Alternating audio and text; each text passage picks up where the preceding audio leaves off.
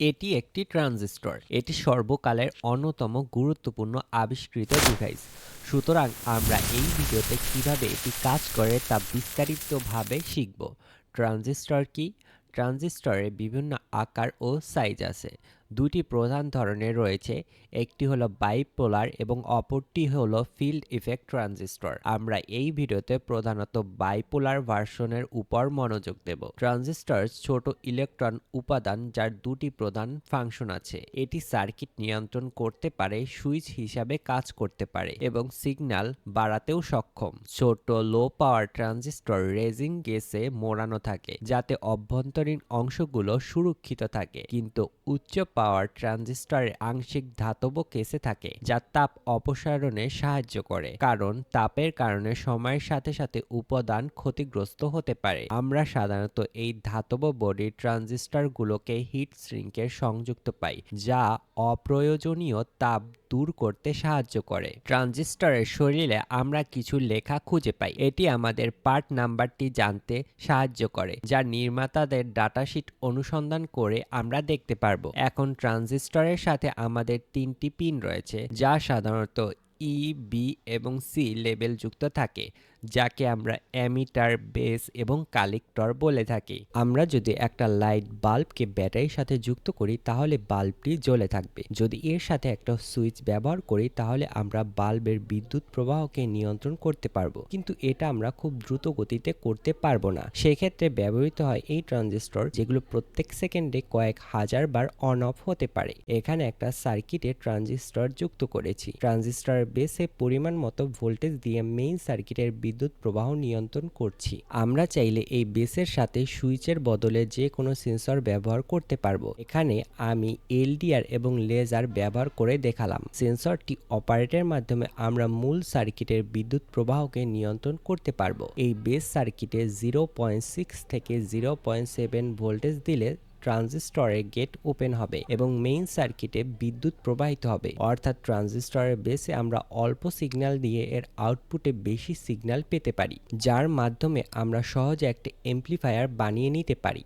এখানে ট্রানজিস্টরের বেসে একটা মাইক্রোফোন সংযুক্ত করে ট্রানজিস্টরের আউটপুটে স্পিকার সংযুক্ত করে বেসিক এমপ্লিফায়ার সার্কিট বানিয়ে ফেললাম। ট্রানজিস্টর বেসের মধ্যে দিয়ে সামান্য পরিমাণ কারেন্ট প্রবাহিত হয়। এখানে উদাহরণ হিসাবে 0.1 মিলি অ্যাম্পিয়ার এবং কালেক্টরের মধ্যে দিয়ে 100 মিলি অ্যাম্পিয়ার কারেন্ট প্রবাহিত হয়। এই বেস কারেন্ট এবং কালেক্টর কারেন্টের অনুপাতকে আমরা বিটা বলি। এখানে ফর্মুলার মাধ্যমে দেখতে পাচ্ছি বিটার মান হচ্ছে 100। উল্লেখিত ফর্মুলার মাধ্যমে আমরা কালেক্টর কারেন্ট, বেস কারেন্ট এবং বিটা তিনটাই বের করতে পারবো। ট্রানজিস্টরকে দুইটি ভাগে আমরা ভাগ করতে পারি, একটা হলো পিএনপি এবং অপরটি হলো এনপিএন। এখানে এনপিএন ট্রানজিস্টরের এমিটার ব্যাটারির নেগেটিভ টার্মিনালের সাথে যুক্ত আছে এবং যখন আমরা বেসে ভোল্টেজ দেই তখন এর এমিটার দিয়ে কালেক্টরে কারেন্ট প্রবাহিত হয়। বেসে ভোল্টেজের মান কম বা বেশি করে আমরা এর আউটপুটের ভোল্টেজের মান কম বা বেশি করতে পারি। এখানে পিএনপি ট্রানজিস্টরের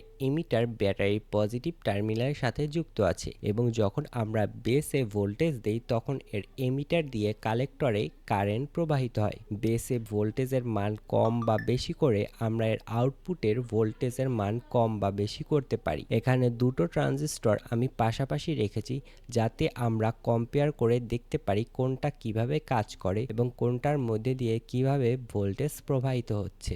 একটি ট্রানজিস্টর কিভাবে কাজ করে তা বোঝার জন্য প্রথমে আপনি কল্পনা করুন যে একটি পাইপের মধ্য দিয়ে পানি প্রবাহিত হচ্ছে। এটি সহজেই প্রবাহিত হয়। এটি পাইপের মধ্যে স্বাধীনভাবে প্রবাহিত হয় যতক্ষণ না আমরা এটি একটি ডিস্ক দিয়ে এটিকে আটকে দেই। এখন যদি আমরা একটি ছোট পাইপ মূল পাইপে সংযুক্ত করি এবং এই ছোট পাইপের মধ্যে একটি ঝুলন্ত গেট স্থাপন করি, আমরা একটি পুল ব্যবহার করে ডিস্কটি সরাতে পারি। ঝুলন্ত গেট যত বেশি খুলে যায় মূল পাইপেও তত বেশি পানি প্রবাহিত হতে দেয়। ঝুলন্ত গেটটি কিছুটা ভারী, তাই কম পরিমাণ পানিতে এটিকে খোলা যায় না। গেটটি খোলার জন্য একটি নির্দিষ্ট পরিমাণ পানির প্রয়োজন। যত বেশি পানি আমরা এই ছোট পাইপে প্রবাহিত করি, গেট তত বেশি খোলে এবং মূল পাইপেও আরও বেশি পানি প্রবাহিত হয়। দেখতে পাচ্ছি একটা কন্ডাক্টরের মধ্য দিয়ে ভোল্টেজ প্রবাহিত হচ্ছে, অর্থাৎ ইলেকট্রনের প্রবাহ ঘটছে। ইলেকট্রনের প্রবাহের উপর ভিত্তি করে পদার্থকে তিন ভাগে ভাগ করা যায়। একটা হলো কন্ডাক্টর, অপরটি হলো ইনসুলেটর এবং তৃতীয়টি হলো সেমিকন্ডাক্টর। এবার এই তিনটি পদার্থের ইলেকট্রন বিন্যাসের দিকে একটু নজর দেওয়া যাক। কন্ডাক্টরের মধ্যে কপার হলো অন্যতম। কপারের ইলেকট্রন বিন্যাসে দেখতে পাচ্ছি সর্বশেষ কক্ষপথে একটা ইলেকট্রন রয়েছে এবং যা নিউক্লিয়াসকে খুব দুর্বলভাবে আকর্ষণ করে থাকে। এই সর্বশেষ কক্ষপথকে বলা হয় ব্যালেন্স সেল।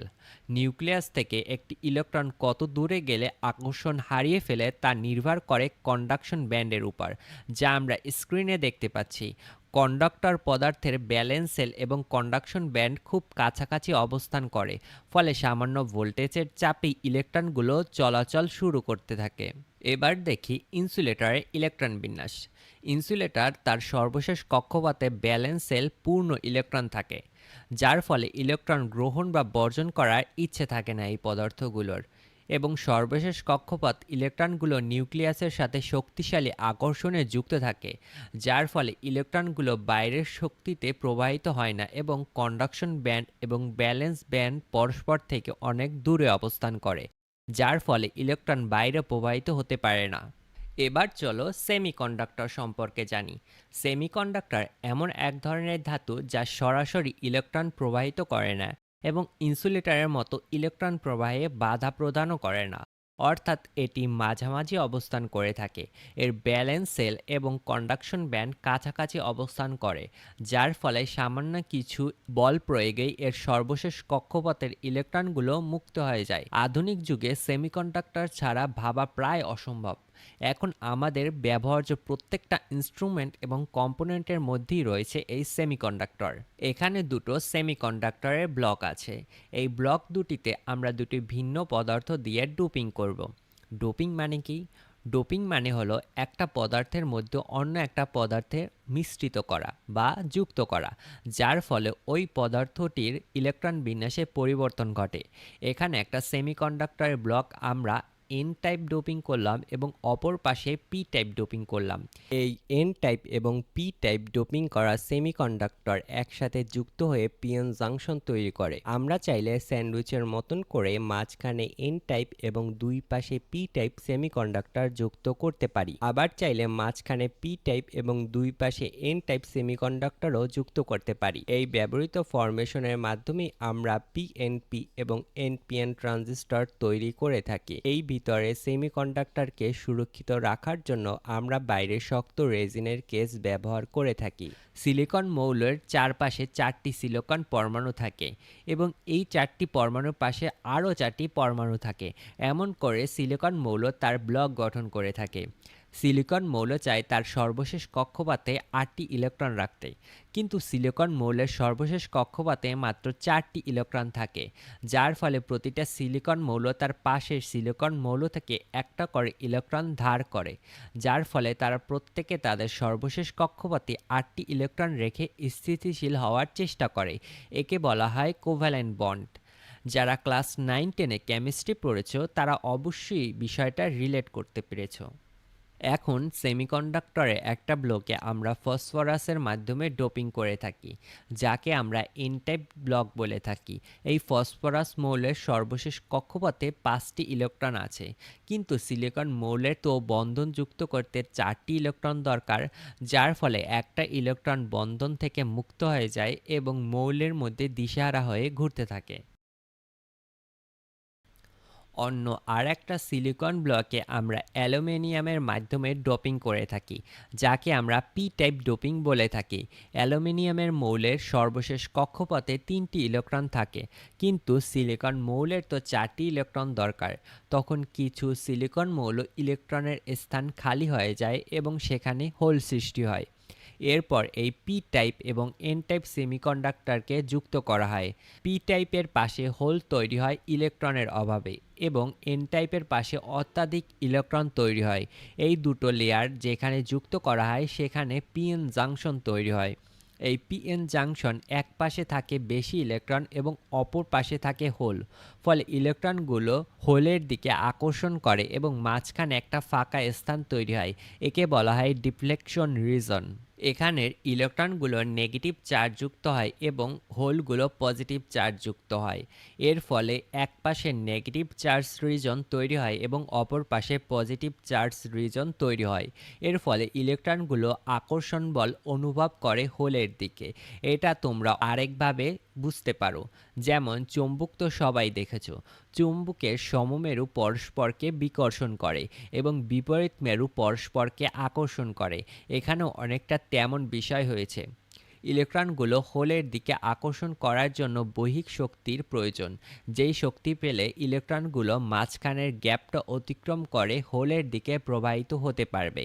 একে আমরা বলি পটেনশিয়াল ডিফারেন্স। পটেনশিয়াল ডিফারেন্স অতিক্রম করতে 0.7 ভোল্টেজের দরকার হয়। যখন আমরা এর দুপাশে একটা ভোল্টেজ সোর্স মানে ব্যাটারি সংযুক্ত করি, ব্যাটারির পজিটিভ প্রান্ত অ্যানোডের সাথে এবং নেগেটিভ প্রান্ত ক্যাথোডের সাথে, তখন ফরওয়ার্ড বায়াস সংঘটিত হয়, অর্থাৎ ব্যাটারি ইলেকট্রনগুলো ক্যাথোডের প্রান্তের ইলেকট্রনগুলোকে ধাক্কা মারে। পরে ইলেকট্রনগুলো সহজেই পটেনশিয়াল ব্যারিয়ার অতিক্রম করে অ্যানোড দিয়ে বের হয়ে ব্যাটারির ভিতরে চলে যায়। যখন আমরা ব্যাটারিটি উল্টিয়ে লাগাই, অর্থাৎ পজিটিভ সাইড ক্যাথোডে এবং নেগেটিভ সাইড অ্যানোডে, তখন চুম্বকের মতন ব্যাটারির পজিটিভ সাইড ইলেকট্রন এবং নেগেটিভ সাইড হোলকে নিজের দিকে আকর্ষণ করে নেয়, যার ফলে সার্কিটে আর কোনো ইলেকট্রন প্রবাহিত হতে পারে না, যাকে আমরা বলি রিভার্স বায়াস। একটি এনপিএন ট্রানজিস্টরে দুটো এন টাইপ লেয়ার আছে এবং মাঝখানে আছে একটা পি টাইপ লেয়ার, অর্থাৎ আমাদের এখানে দুটো জাংশন আছে এবং দুটো ব্যারিয়ারও আছে, অর্থাৎ স্বাভাবিকভাবে এর মধ্যে দিয়ে কোনো কারেন্ট প্রবাহিত হয় না। এই এন টাইপের লেয়ারটা অত্যাধিক ডোপিং করা আছে, যার ফলে এতে অত্যাধিক ইলেকট্রন আছে। বেস পি টাইপের সামান্য ডোপিং আছে, ফলে এখানে কিছু হোল এবং ইলেকট্রন উভয়ই আছে। কালেক্টরেও এন টাইপের মতো অত্যাধিক ডোপিং করা আছে, যার ফলে এতে অত্যাধিক ইলেকট্রন আছে। আমরা যখন বেস এবং এমিটারের মধ্যে একটা ব্যাটারি সংযুক্ত করি, তখন এখানে ফরওয়ার্ড বায়াস তৈরি হয় এবং এমিটার থেকে বেসের দিকে কারেন্ট প্রবাহিত হয়। এরপর যদি আমরা আর একটা ব্যাটারি এমিটারের নেগেটিভ প্রান্ত এবং কালেক্টরের পজিটিভ প্রান্তে যুক্ত করি, তখন ইলেকট্রন এমিটার দিয়ে কালেক্টরে সহজেই প্রবাহিত হতে পারে। যেহেতু আগে থেকেই এমিটার থেকে বেসে কারেন্ট প্রবাহিত হচ্ছিল আমাদের আগের ছোট ব্যাটারিটির মাধ্যমে, তো এভাবেই ট্রানজিস্টর কাজ করে থাকে। ভিডিওটা করতে সত্যি অনেক পরিশ্রম করতে হয়েছে, আর